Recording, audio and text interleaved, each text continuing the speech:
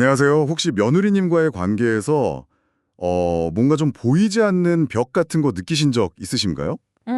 그런 고민하시는 분들, 네, 꽤 있으시죠? 오늘 저희가 좀 깊게 살펴볼 영상이 바로 노후 삶의 지의 유튜브 채널 영상인데요. 며느리가 시댁을 좀 멀리하게 되는 그 진짜 이유, 그리고 또 어떻게 하면 관계를 개선할 수 있을지 그 실마리를 좀 찾아보려고 합니다. 네, 아주 시의적절하고 또 중요한 주제인 것 같습니다.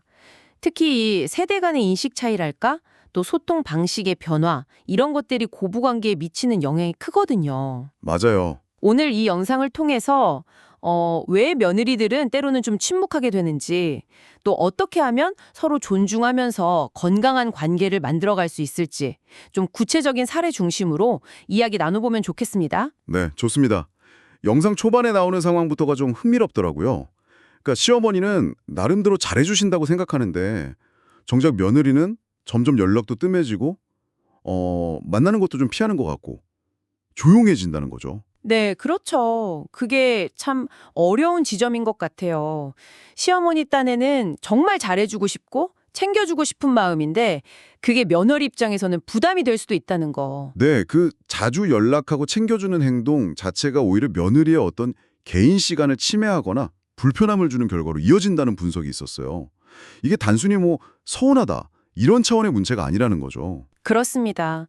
며느리의 침묵은 단순히 할 말이 없어서라기보다는 이거 좀 불편하다, 부담스럽다는 그런 신호일 가능성이 높다는 거예요. 아, 신호군요. 네. 직접적으로 어머니 그거 싫어요. 이렇게 말하기는 사실 어렵잖아요. 그러니까 좀 거리를 두는 방식으로 표현하는 거죠. 그렇겠네요. 영상에서도 그런 점을 딱 짚어주더라고요. 왜 말 안 했니? 이렇게 묻기 전에 혹시 내가 뭘 좀 불편하게 했을까? 이렇게 먼저 헤아려 보는 게 지혜다라고요. 아, 그 관점의 전환이 중요하군요. 네. 결국에는 서로 다른 환경에서 수십 년을 살아온 어찌 보면 타인이잖아요. 그걸 인정하는 데서부터 이해가 시작되는 것 같아요. 네, 맞아요. 그런 불편함이나 부담감을 주는 어떤 구체적인 행동들도 영상에서 지적을 했죠. 특히 그 며느리가 피하고 싶어하는 시댁의 무의식적인 태도 세 가지. 이게 참 인상 깊었습니다. 첫 번째가 우리 집 방식이 무조건 옳다는 생각. 아, 네네. 예를 들면 뭐 아기 앉는 방식이라든지 아니면 된장찌개 끓이는 방식까지도 아유 내가 해봐서 아는데 그건 그렇게 하는 게 아니야 라든지 우리 집은 원래 이렇게 안 해. 이런 식으로 말씀하시는 경우죠. 맞습니다. 그게 별거 아닌 것 같아도 듣는 며느리 입장에서는 자기의 방식을 그냥 틀렸다고 지적받는 느낌. 네, 그렇죠. 더 나아가서는 뭐랄까, 며느리 본인이나 혹은 며느리의 친정까지도 존중받지 못한다는 느낌을 받을 수가 있어요. 그럼 당연히 마음의 문을 닫게 되겠죠.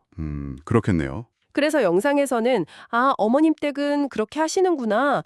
그런 방법도 있네? 이런 식으로 좀 다름을 인정해주는 말이 중요하다. 이렇게 강조하더라고요. 다름을 인정하는 태도 정말 중요하네요. 그리고 두 번째 태도는 뭐였죠?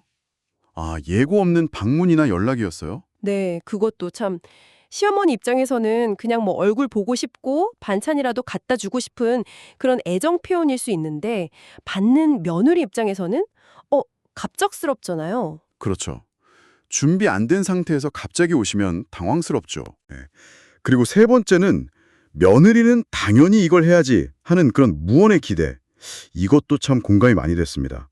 명절 같은 데 보면 며느리 혼자 부엌일 다 하고 있고 뭐 그런 상황들이죠. 맞습니다. 말로 직접적으로 네가 다 해라 이렇게 안 해도 그 분위기라는 게 있잖아요. 네, 느껴지죠. 그 느껴지는 기대감이 며느리를 더 힘들게, 더 지치게 만들 수 있다는 거죠. 가족이라면 당연히 같이 돕고 수고를 나누는 게 맞는 건데 아직도 어떤 특정 역할에 대한 고정관념 같은 게 좀 강하게 작용하는 것 같아요. 네.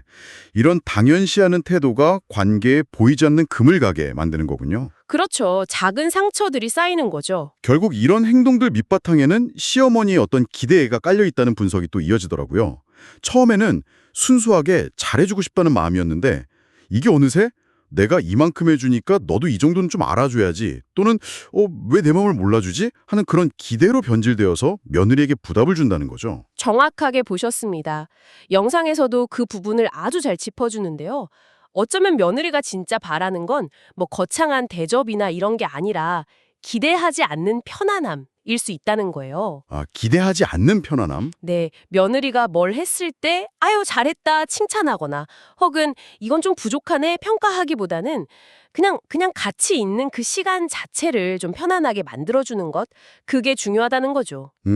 역설적이게도 그런 기대를 좀 내려놓을 때 관계가 오히려 더 가벼워지고 뭐랄까 진심이 더 잘 전달될 수도 있다는 메시지였어요. 기대를 내려놔야 진심이 통한다. 참 의미심장한 말이네요. 그렇다면 이렇게 좀 꼬여버린 관계를 풀기 위해서 시어머니 입장에서 구체적으로 뭘 어떻게 해볼 수 있을까요? 영상에서 4가지 지혜를 제안했었죠? 네, 그렇습니다. 첫 번째는요, 일방적으로 막 베푸려고 하기보다는 먼저 물어보고 조율하는 태도를 가지는 겁니다. 아, 물어보고 조율하기. 네, 예를 들어서 얘야 시간 괜찮으면 같이 밥이나 먹을까? 혹시 바쁘면 다음에 봐도 괜찮고 이런 식으로요. 강요하는 느낌 없이 선택권을 주는 거죠. 네, 좋네요. 부담 없고요. 두 번째는 뭐였죠? 두 번째는 언어 습관을 바꾸는 겁니다. 이게 또 아주 중요한데요. 언어 습관이요? 네, 예를 들어서 내가 해보니까 그건 아니야. 이렇게 말하는 대신에 나는 예전에 이렇게 했었는데 혹시 너는 어떤 방식이 더 편하니? 이렇게 묻는 거죠. 아, 네네. 또 우리 집은 원래 이렇게 해. 이런 말 대신에 혹시 너희 집은 좀 다르게 하는 방법이 있니? 이렇게 물어보면서 상대방의 방식을 존중해주고 있다는 걸 표현하는 거예요. 존중을 표현하는 말투, 중요하네요. 그리고 세 번째는 며느리를 손님 대하듯이 이것저것 다 챙겨주려고 하기보다는 그냥 하나의 동등한 인격체로 존중하면서 함께하는 모습을 보이는 거라고 했죠. 맞습니다.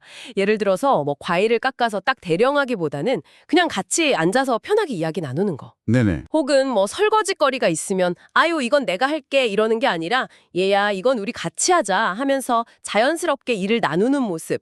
그런 게 오히려 며느리에게는 더 편안함을 줄 수 있다는 거죠. 그렇군요. 함께하는 모습.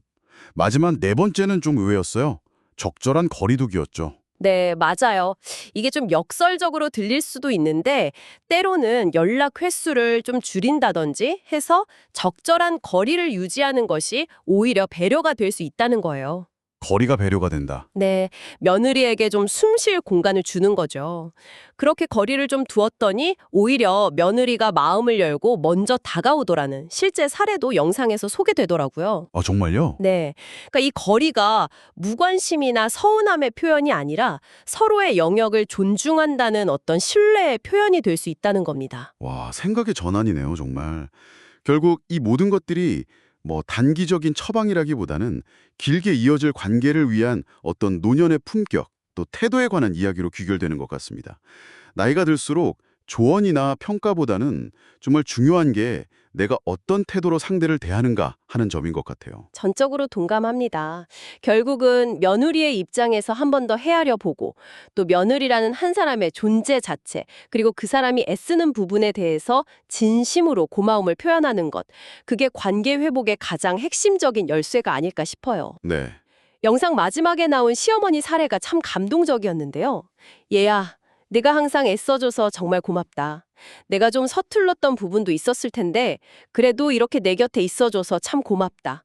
이 진심 어린 말 한마디가 10년이나 묵은 며느리의 마음을 그냥 확 녹였다는 거잖아요. 아, 그렇죠. 그 장면 저도 기억나요. 혹시 관계가 좀 서먹하다고 느끼시더라도 너무 늦었다고 생각하지 마시고 진심을 표현해 보는 것이 중요하다는 그런 메시지인 것 같습니다. 네, 맞습니다. 오늘은 며느리와의 건강한 관계 맺기에 대한 여러 가지 지혜들을 좀 살펴봤습니다. 핵심은 결국 시어머니의 어떤 기대나 고집을 조금 내려놓고 며느리의 입장에서 생각하면서 진심으로 존중하고 또 감사하는 태도를 보이는 것.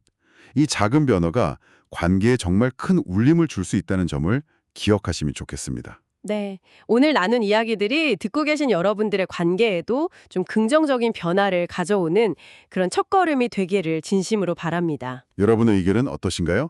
댓글로 의견을 남겨주세요.